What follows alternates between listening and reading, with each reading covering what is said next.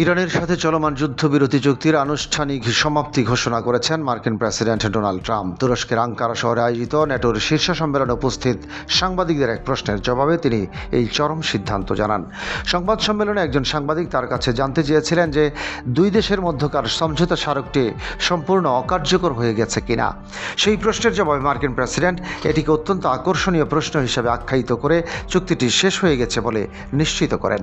তিনি অত্যন্ত ক্ষোভ প্রকাশ করে বলেন যে তিনি এখন থেকে ইরানের সাথে আর কোনো ধরনের সম্পর্ক বা যোগাযোগ রাখতে চান না। তেহরানের বর্তমান নেতৃত্বকে ইঙ্গিত করে তিনি তাদের জঘন্য, অসুস্থ, হিংস্র এবং চরম সহিংস প্রকৃতির মানুষ হিসেবে অভিহিত করেন। তিনি আরও আশঙ্কা প্রকাশ করেন যে যদি ইরানের কাছে কোনো পারমাণবিক অস্ত্র থাকত তবে তারা তা নির্দ্বিধায় ব্যবহার করত।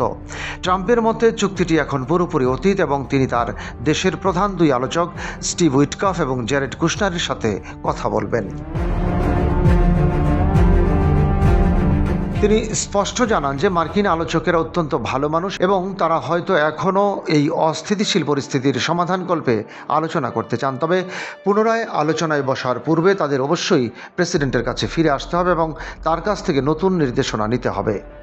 ট্রাম্প মনে করেন যে এই মুহূর্তে ইরানের একগুঁয়ে নেতৃত্বের কাছে নতুন করে আলোচনা করাটা আসলে কেবলই সময়ের অপচয়। তিনি ইরানি কর্তৃপক্ষকে সরাসরি চরম মিথ্যাবাদী হিসেবে আখ্যায়িত করে তাদের দ্বিমুখী নীতির তীব্র সমালোচনা ও নিন্দা করেন।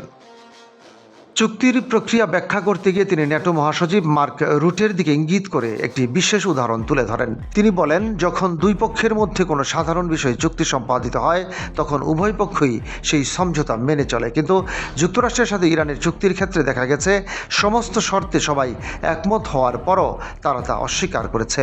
বিশেষ করে কোনো পারমাণবিক অস্ত্র না রাখার শর্তে উভয় দেশ সম্মত হওয়ার পরে ইরান সম্পূর্ণ ভিন্ন আচরণ শুরু করে।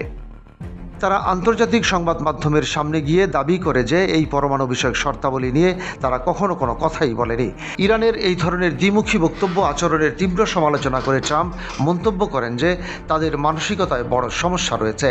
পরিশেষে তিনি অত্যন্ত কঠোর ভাষায় পুনর্ব্যক্ত করেন যে ইরানিরা আসলে উন্মাদ এবং তাদের সাথে করা সমস্ত সমঝোতা এখন শেষ। ডেস্ক রিপোর্ট, বাংলাবাজার পত্রিকা।